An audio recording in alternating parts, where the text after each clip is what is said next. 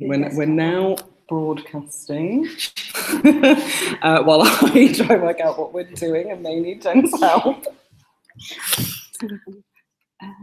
Want this desktop. Okay. You are screen sharing. Present to everyone. I'm glad the whole world is listening to you. Go back to PowerPoint and press this. And she did. Okay, so we're all up and running. We are live broadcasting the talks, but not the questions. I think it will be turned off during the questions.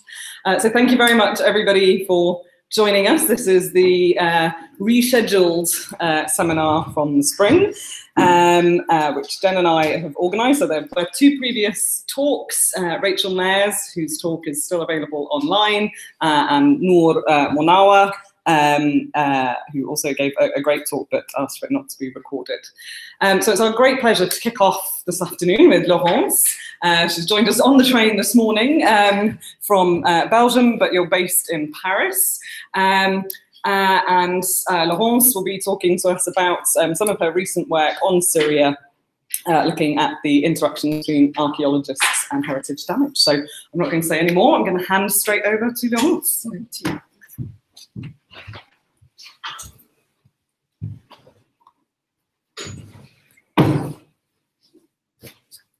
I'm going to sit.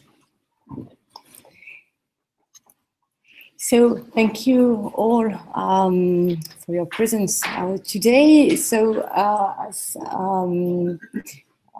Jennifer and Sina told you, I'm working in Paris for about 10 years. So if my English is not so good as expected, because it's a long time for me since I have been here in London, and I made a postdoc in Cambridge 10 years ago too. So I'm very glad, very happy to be here today.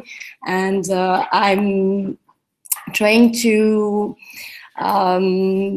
talk about the view of archaeologists and the position of archaeologists regarding the present heritage constructions in Syria and Middle East.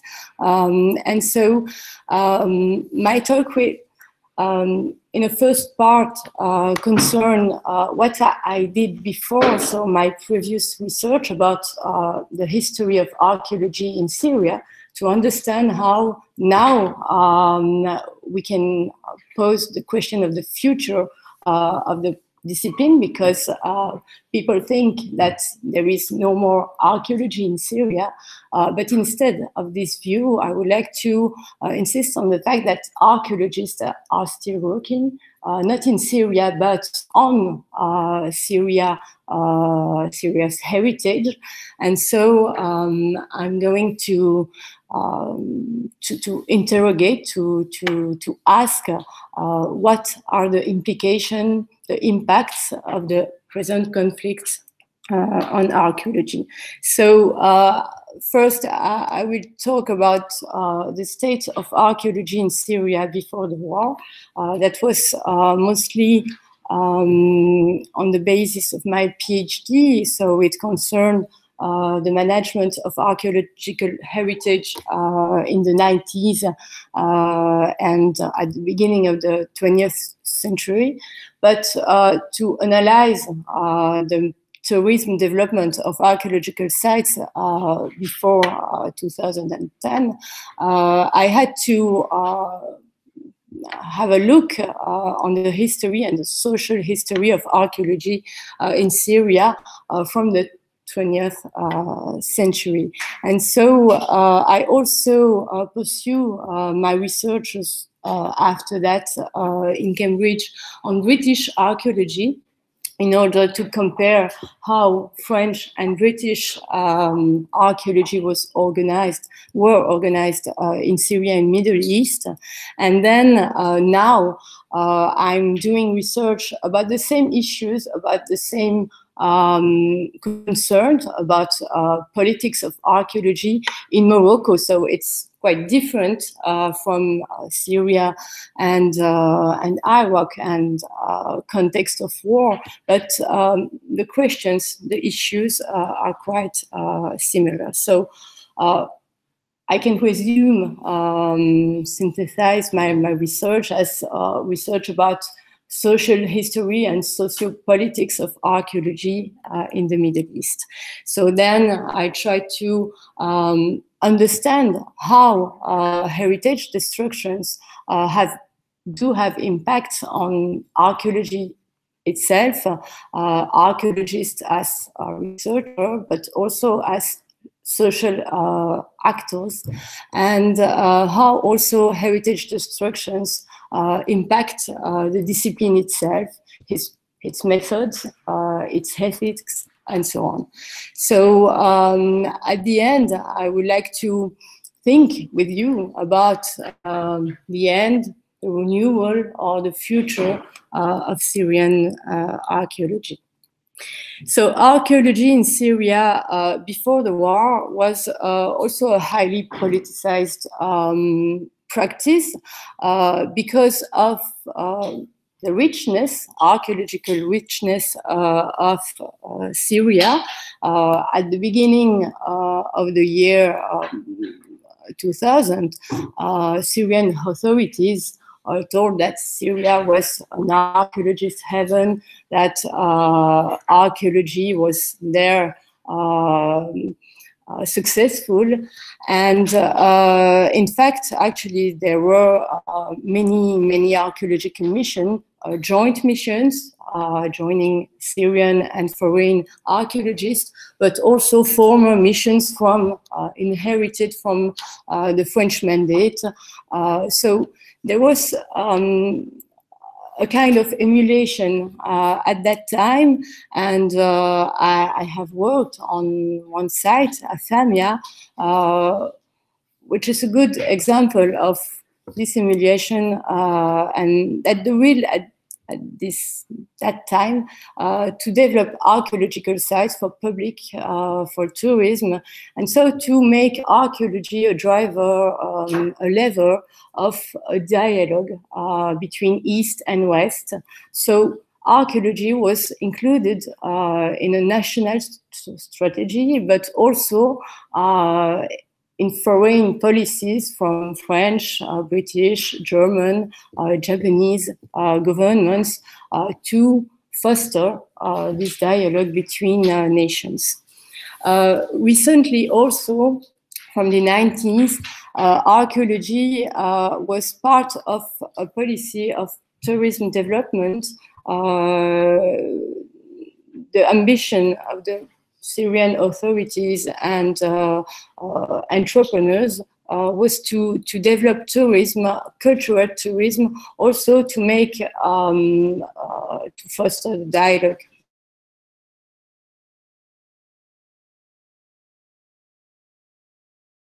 An important archaeological heritage, which was partly degraded because there were some problems of management regarding illegal plunders, illegal excavations, but also there was, for some sites, a problem of tourism management. In, for example, Palmyra was a site facing these problems. And so heritage managers, Syrian authorities, archaeologists were then dialoguing and thinking about the way to manage this heritage and to avoid destructions.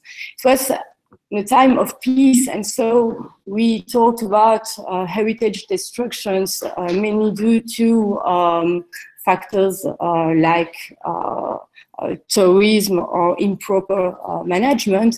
And so now these conclusions are quite challenged by the present situation because the conflict targeted voluntary this heritage, and so the problem of this destruction are now more important than they were at the beginning of this century. So in my research, I also identified different stages of development of archaeology, which was closely linked to political stakes. And so following also a division and interpretation made by some researchers on Iraq, we can distinguish three stages linked to the presence of the French missions, in particular during the French Mandate, and due also to the political history of the country since the independence in 1948. So we have three stages. One is imperialist, that of imperialist archaeology. Archaeology is led by foreign stakeholders, in particular French missions.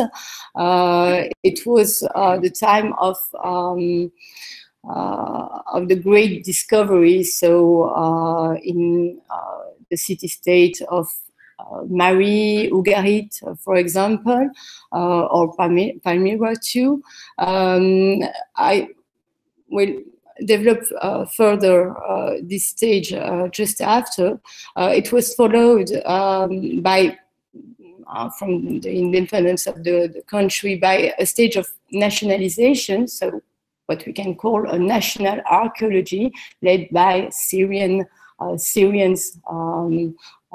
institutions and archaeologists, and which was characterized by the will to identify a heritage, a national heritage, which could join the whole society.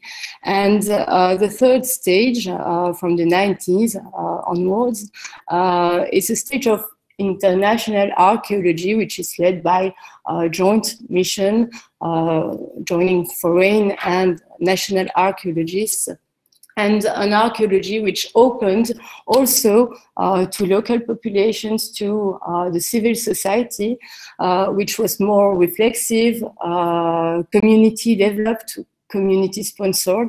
So I shall develop this three stages now. And we can also make the relation between the evolution of the issues, problematic, and method of this archaeology, and a particular geography also. So these maps show how progressively archaeology and archaeological missions develop in the whole country, but in particular the main sites are located in the axis on the road from Damascus to Aleppo, mostly because of the fact that these sites were more accessible for these missions, and they were also the main tourist attraction of Syria at the beginning of this century. So during the colonial period, between the collapse of the Ottoman Empire in 1918 and 1945, so the beginning, even the end of the Second World War, archaeology has been conceived as a priority for the French authorities. So before, archaeology was developing, but Syrian archaeology was less important than Mesopotamian or Egyptian or Levantine archaeology. And so there were few and very few missions before the arrival of the French authority, the French mandate. And so at that time, French developed a Service des Antiquités, an antiquity department. They funded Mission Archéologique Permanente, so a body of archaeologists and institutions and officials who were supposed to foster these researchers in the country. At that time too, a law of antiquities was promulgated to ensure the division of antiquities. So France received the half of the objects discovered during the excavations, and the Syrian authorities the second half. At that time, also some excavations that began before were restarted, but new approaches, new methods, more scientific appeared. There was an interest for the classical antiquity and Phoenicia, so the site on the west of the country, and also Palmyra, which is the exception in the center of the country. Most also of these excavations were led under the supervision of the army, because of the insecurity of the region. So it was a kind of semi-scientific or hazardous archaeology at that time, but with a close link with political and strategic stakes, because archaeology was in a way supposed to give insight of the ancient antiquity of the land, and the presence, also to justify the presence of the French and foreign powers in the region by appealing the roots of the Occidental civilization. So archaeology was mostly a colonial discipline, a politicized discipline, which has finally low and few contacts with local issues and local populations, except that at that time a specific organization was organized. Local population were hired in archaeological excavations as workforce, and so at that time a close link developed between archaeologists and this local population who were instrumentalized rather than included in the research. So there was a perception of this archaeology, an external perception of this archaeology, which was considered as mostly a colonial imperialist discipline rather than a discipline encouraging local initiative. The nationalization of archaeology dates back from the independence of the country. So at that time, after the political independence, the Syrian successive regimes attempted to identify, to classify, to protect also a national heritage, what they called athar in Arabic language, as defined by national, historic, and aesthetic values. So a Syrian law of antiquities was defined using the perspectives of the former law of antiquities conceived by French mandatory authorities, and also the Syrian authorities reorganized the institution of supervising archaeology. So the Directorate of Antiquities became completely Syrian by the 60s in 1959, 59, but before it was still called the Service des Antiquités. So this tells us about the continuity between the colonial mandatory institution and the new national institutions. The difference is that the foreigners and the French officials who were acting in the Service des Antiquités left the country, and Syrian archaeologists took their place. At that time, too, in 1963, a new law was promulgated, and the most important difference with the precedent one is that this law promulgated the end of the division of antiquity. So from that time, archaeologists and foreign archaeologists couldn't take objects from the country to their country of origin. At that time, too, development of formation training of archaeologists began, and universities were founded. Museum also organized this formation, this training, in order to completely nationalize the institutional infrastructure of the country. Heritage protection then developed too, and went side by side with an expropriation of local populations. So this national archaeology, in a way, was also was disconnected from local people, local population, and from then on, illegal excavations, plunder of archaeological sites developed. So this was an important issue at that time that persisted during the phase of internationalization too.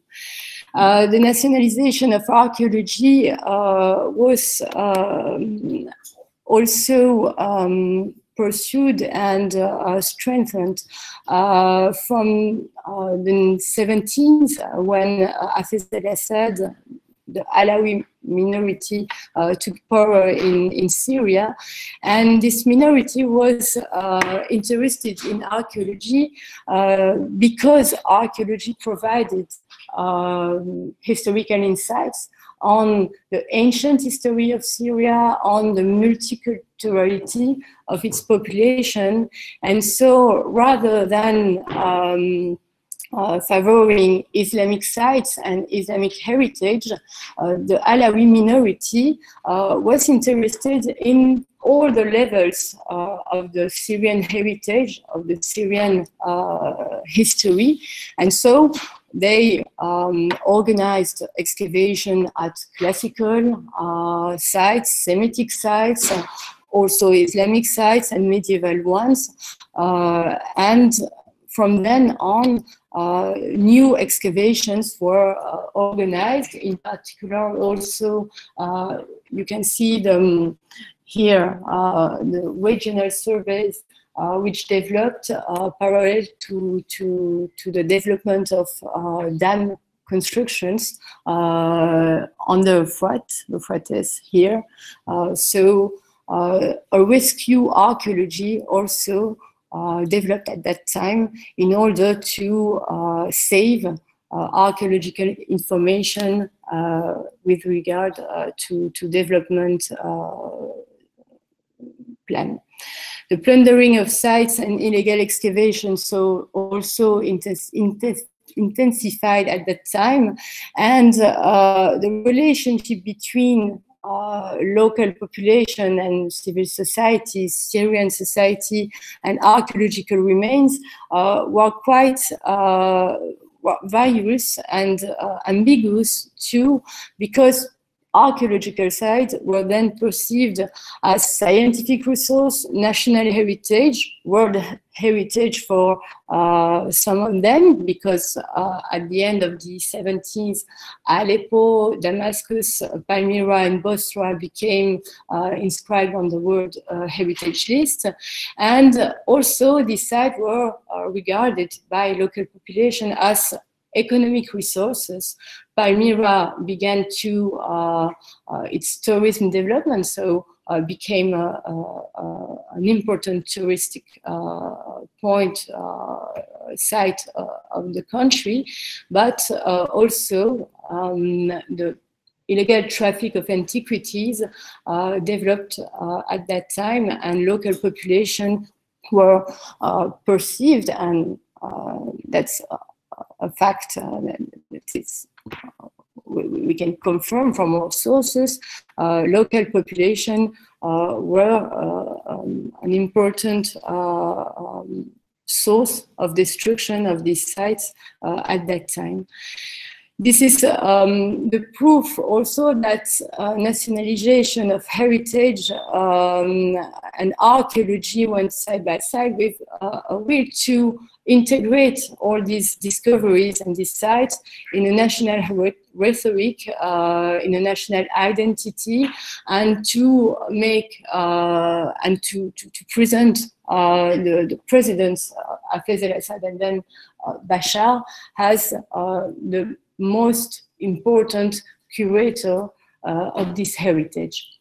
And so on the site of Palmyra, Bosra, these panels welcome the visitor and tell him what importance this site have on a national level as well as an international level, because Palmyra and Bosra were inscribed on the World Heritage List in 1979 and 1980.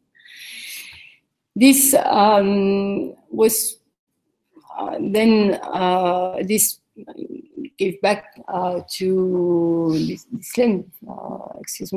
to an intensification, internationalization, and commodification of archaeological researchers from the 90s, because the political context was more and more also favorable to the presence of foreign missions.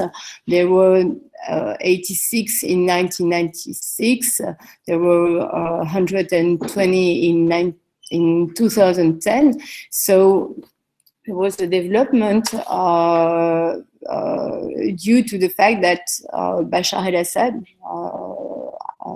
mostly wanted to make archaeology this driver of a renewal of the dialogue between the East and the West, particularly after 1999.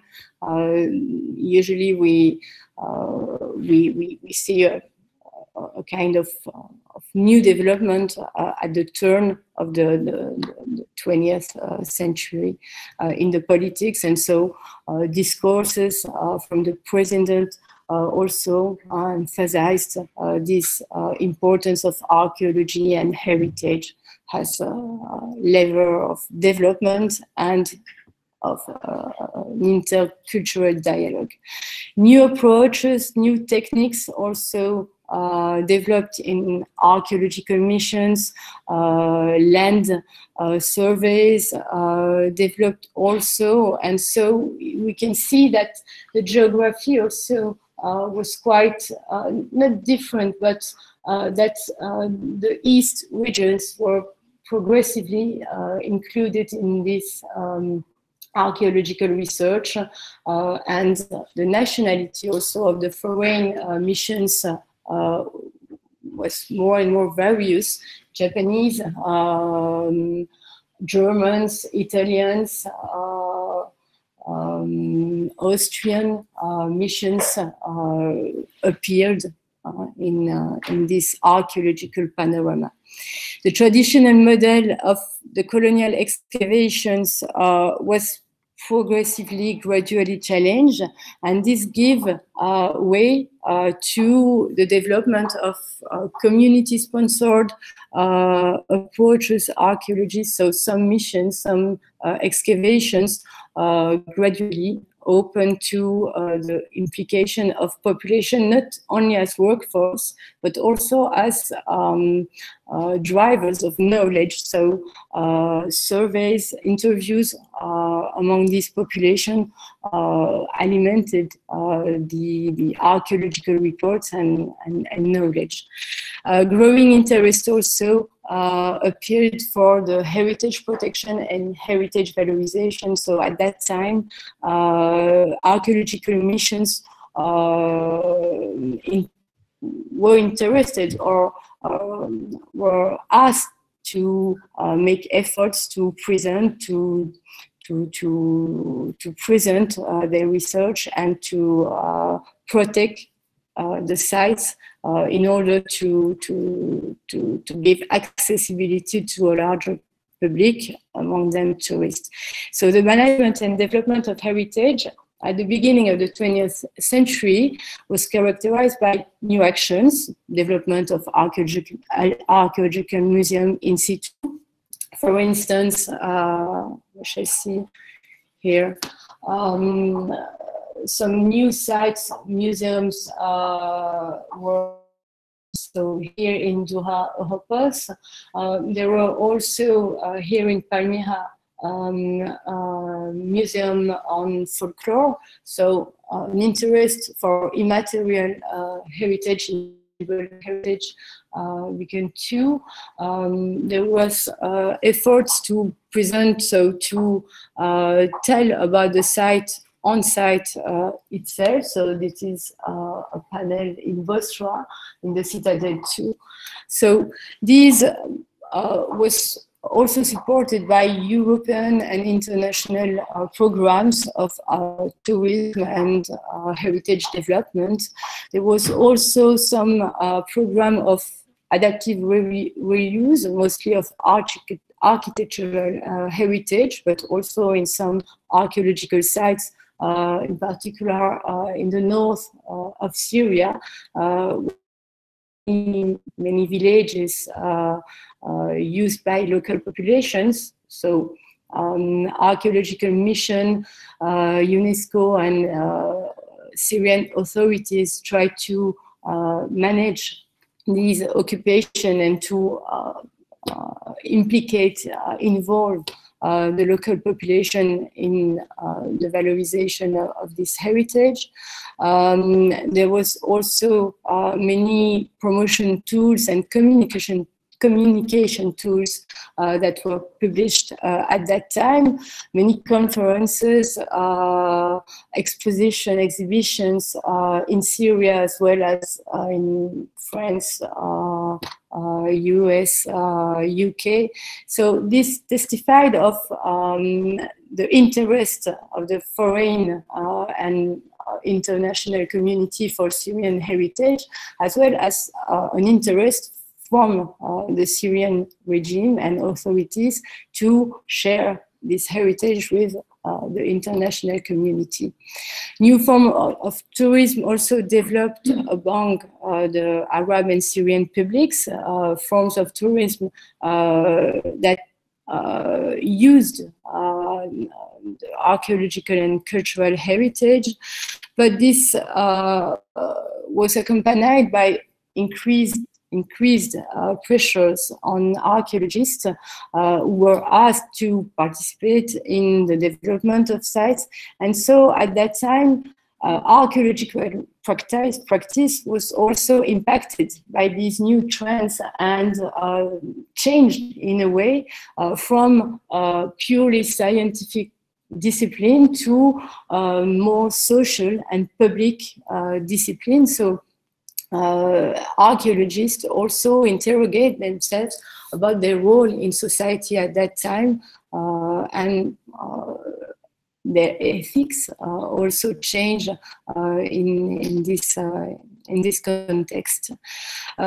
players, new stakeholders also appear in the development of heritage. So civil societies, associations, individuals, also entrepreneurs participated in this development.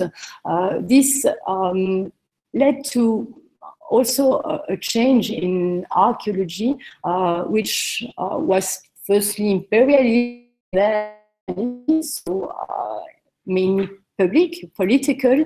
Then archaeology became a more multivocality practice, where many stakeholders had their word and their responsibility about heritage protection. New collaborations also appear at national level between Ministry of Tourism and Culture, between also the regions and the national level, the regional and national level. So there was at the beginning of the 20th century, just before the war, a dynamic field of research and a dynamic discipline which was opened on heritage protection, on social concerns, and so on. But at that time too, Syria still presented weaknesses in terms of heritage management and tourism development. Youth conflicts on sites also persisted, and the question of illegal excavations, plundering remained important. And even also if international arrivals were increasing, Syria was still a modest destination of cultural tourism in Middle East. So the challenges were numerous before the war, and then of course we can ask, we can interrogate about the future of these archaeology and of the heritage itself. So this is a summary of the different stakeholders and their practices in Syria's archaeological heritage. So you have on one side the scientific world or scientific milieu, which is mostly who act on the scientific valorization of sites. You have the heritage stakeholders who act for the heritage valorization, preservation, and what we can call the tourism developers. So the Ministry of Tourism, the municipalities, the tourist entrepreneurs, and so on, who act and conceive archaeological heritage as a tourist and economic asset rather than an identical asset. That's the perspective of the GDIM and heritage authorities. As for themselves, archaeologists conceive archaeological assets mainly as scientific resources, but they were also particularly at the beginning of the conflict sharing a vision of an important heritage to protect, to preserve, and to safeguard. So I will briefly go to the conclusion of what was archaeology at the beginning of the conflict. It was finally rather a hybrid practice. I read the works of Hamilakis on Greek archaeology, and it inspired me, and so that's why I talk about hybrid practice, to insist on the multivocality of this archaeology which has developed during a century and which resulted from local, extra-local, pre-modern and modern influences, which was, of course, associated with politics, so the exercise of colonial and then national powers, so that became a national matters after the independence of the country, and which more recently also became a socio-economic matter with the development of heritage and tourism policies.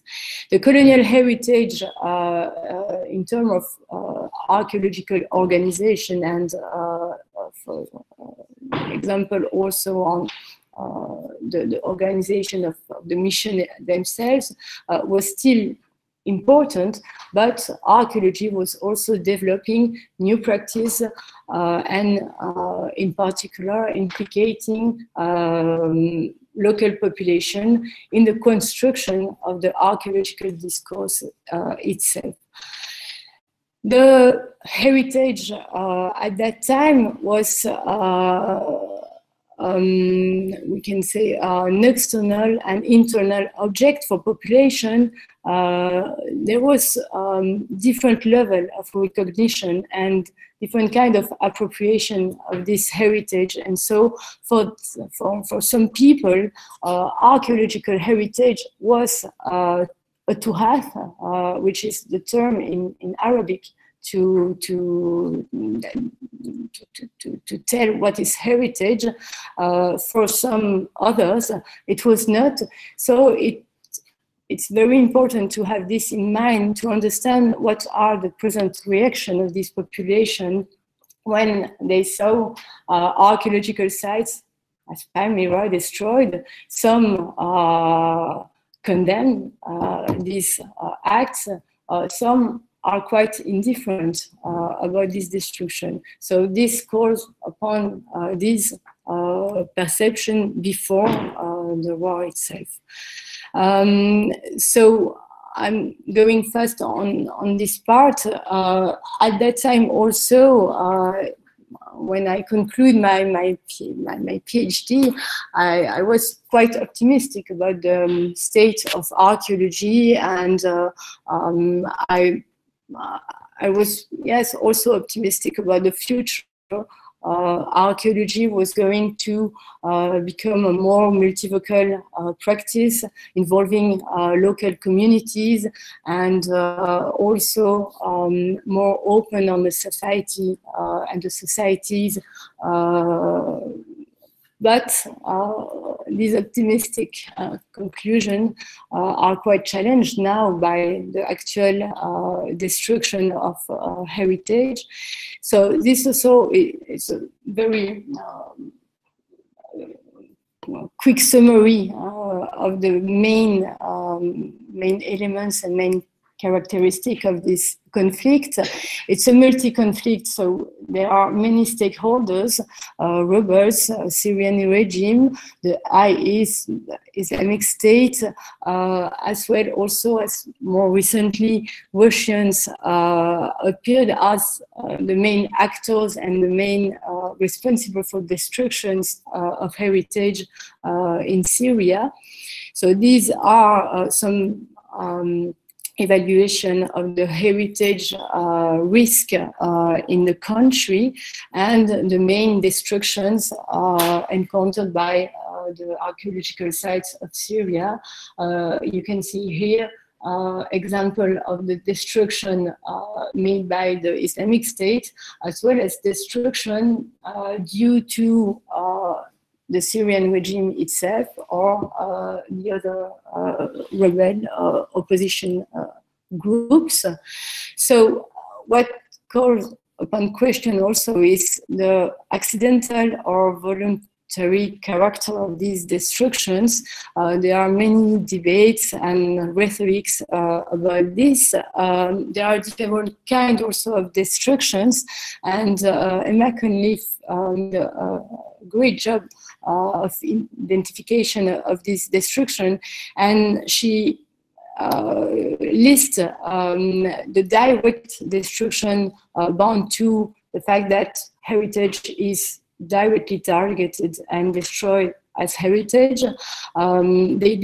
She lists also indirect destruction, such as the plundering and illegal excavation that gives way to an illicit traffic in the world. And also she lists the problem of illegal reutilization, reuse of archaeological sites. All these factors causing an important destruction or generalized destruction of archaeological heritage in Syria. So at present, about 300 sites are supposed to have been partially or totally destroyed in Syria. Some pictures tell for themselves of this the degradation and destruction of heritage. So here you have the case of the mosque of Aleppo, Umayyad Mosque of Aleppo, and the Souk of Aleppo, where Syrian authorities and rebels have made destructions and I don't know how to say in English, but se jette la responsabilité. So they accuse themselves for being responsible of these destructions. So we don't know exactly who is responsible, but what we know is that heritage is generally voluntary targeted, and that the responsible are talking about collateral damage, just to say that they are not responsible. But it's not true.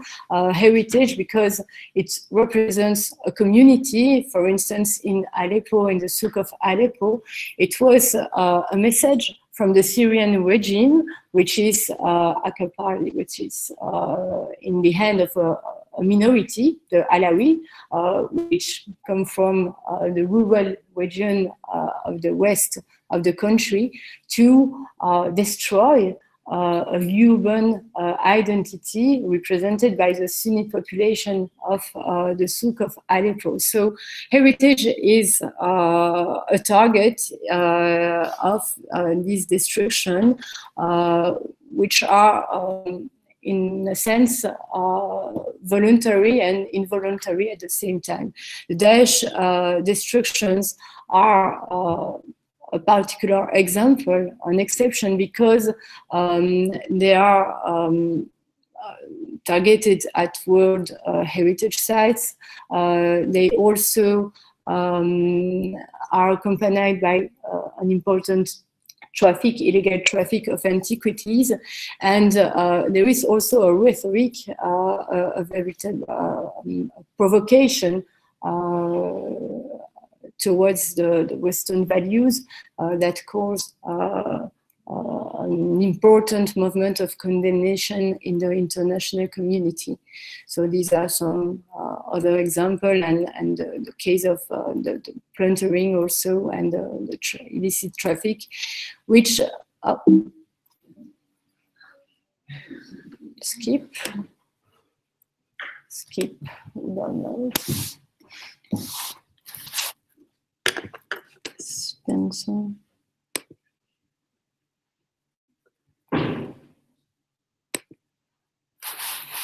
Okay, thank you. So some pictures of the plundering here of mosaic in Palmyra, in Apamea, and then from stills in Palmyra.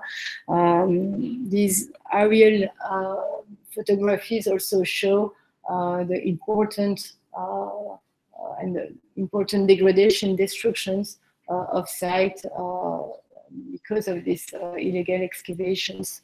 So the destruction concern every layer, every strata of the Syrian heritage, ancient, antique sites as well as Islamic sites, medieval ones.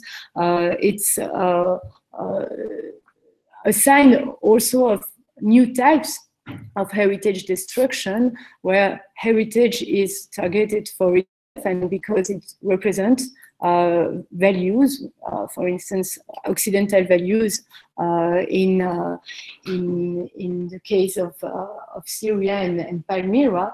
And a Belgian archaeologist, Vivier, explained, he's not the only one to explain this destruction by this argument, but I found this sentence interesting.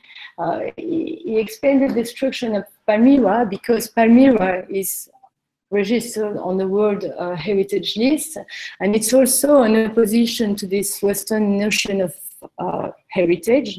And Palmyra, so, is also, besides, a city of exchanges. So that's because of the model of civilization it represents, that the heritage of Palmyra has been destroyed. But also what has been destroyed is are the monuments that could be sold, and it masks in certain view the impossibility for the Islamic State to sell all the antiquities. And so on the one hand, Islamic State are destroying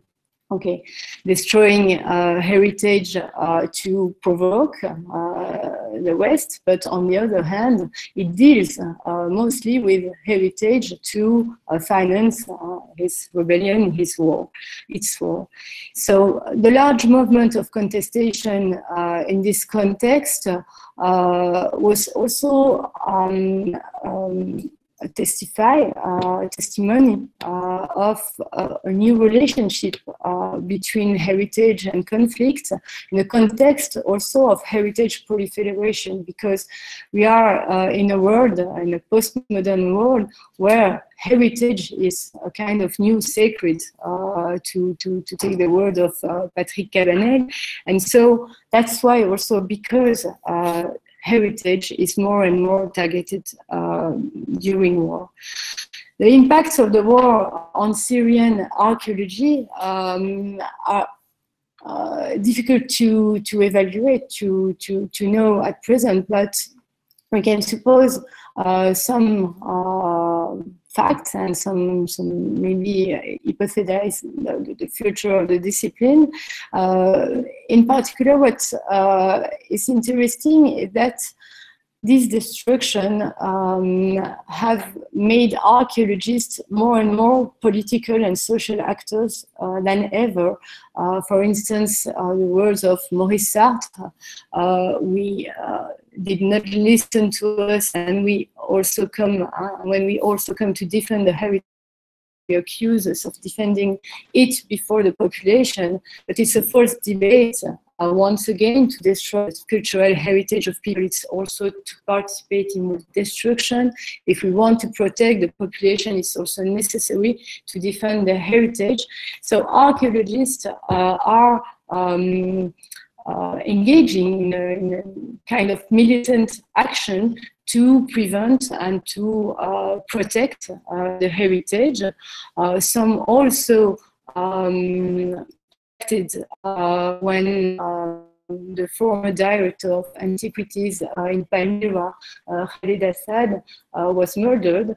And this is the case of Daniel Stordin, a French archaeologist which was active in Syria, and who reacted by condemning this monstrous, disgusting act which called upon the revolt. So archaeologists are acting as new actors of the peaks, as the curator and defensor of the archaeological heritage. Also, they anger about the Islamic State, but also anger towards the Syrian authorities, and also the international community for Maurice Sartre, for example, he has anger against all the European and American political leaders who stay motionless. So there is also a kind of condemnation of the immobility of international community, which is condemned by these archaeologists. Beyond the discourses, actions are also done by these archaeologists. Some are engaging in associations such as the ACTA, which is a Syrian organization of Syrian archaeologists. Some are also supporting civil initiatives to put mosaics, objects, and antiquities in security. So it calls the action of the monuments men in the Second World War. The archaeological practice is also developing new, not new activities, but it reinforces some activities which the excavation tends to put on the forehead. Usually when archaeological missions were working in Syria, they were working on excavations, and so the time of post-excavation was quite limited, because when the mission came back to their country, they had, and the archaeologists had to give their lessons, to work on other programs, and so usually there were few publications about their work. And so now these missions tend to develop to develop publications and to study the archives, all the material which were excavated before. So there is also there are also new actions of training, sensitization. All these missions continue, in a way, they work on Syrian archaeology, Syrian history, through non-situ, ex-situ activity. This calls upon the fact that maybe a new kind of archaeology is developing, a virtual archaeology. We may talk also about the numerization and the question of reconstruction of monuments. This creates many debates in Syria and in Syrian archaeology and archaeological milieu more broadly, more generally.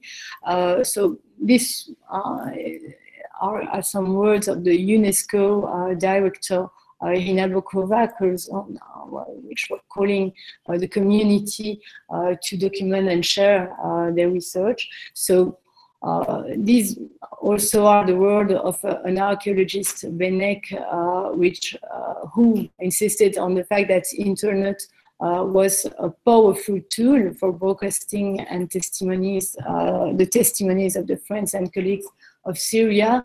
And finally, the question of the reconstruction is more and more considered by archaeologists. Before, archaeologists were interested in the study of the antiquity of the past, and the reconstruction even of monuments was a question they avoid generally. Now some are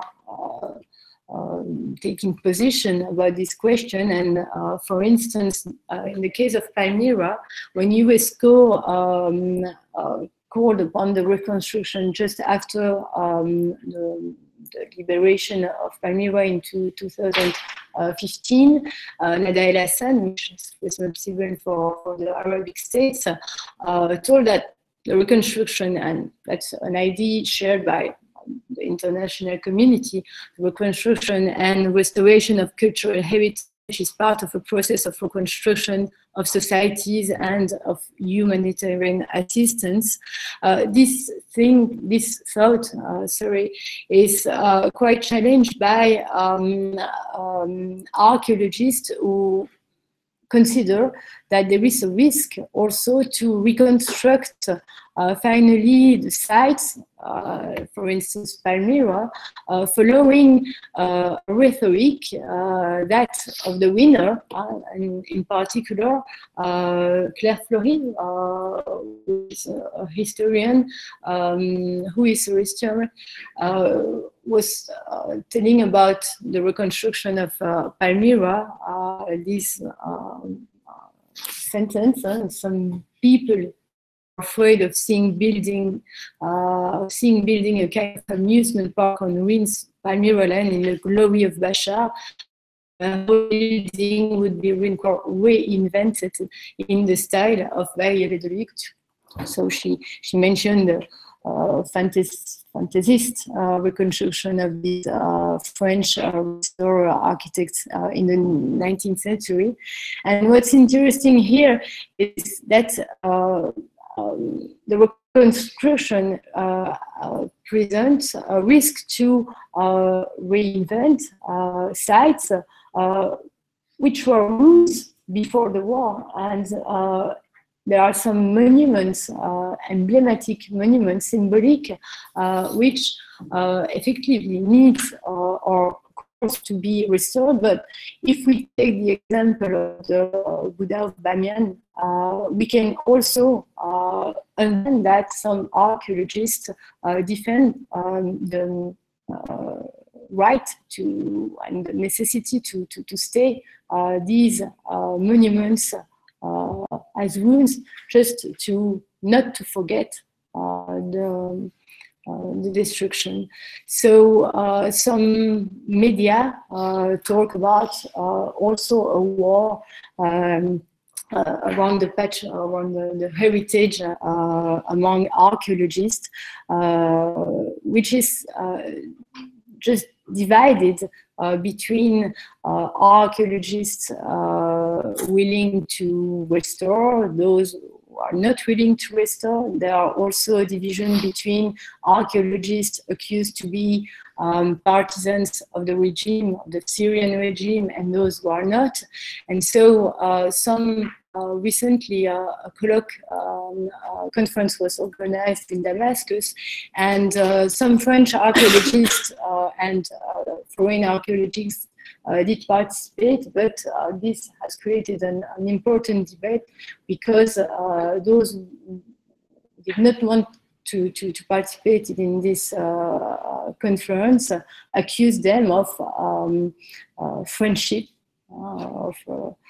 friendship with the Syrian regime. So this is maybe a point of rupture, of crisis of the Syrian archaeology today. Archaeology in Syria, Syrian archaeology are just two faces, different parts of same phenomenon, but it's, I think, not intended to disappear, but may need to change because of the conflict, but because also of the long history it has known in Syria. And so also probably new visions of history, new force powers will have impact on the way the research is led, on the problematic issues of this research, on the methods also, and its geopolitics, geography.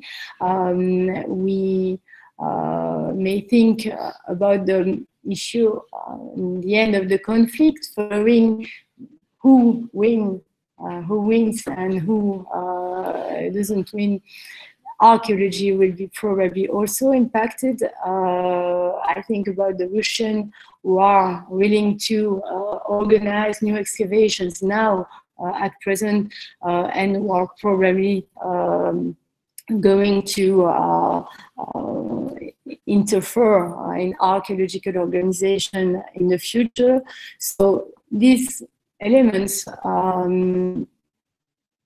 makes me worried about this future. I don't know. I don't know if the multivocality I have seen to emerge at the beginning of the 20th century is not going to be challenged and disappear in the future. So yes, I'm mostly very worried about the present state and the future state of the discipline, and this will have probably also impact on the way archaeology is organized, led, thought in all countries.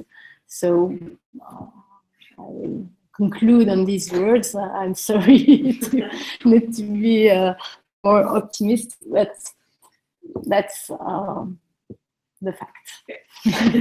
Thank you, Laurence.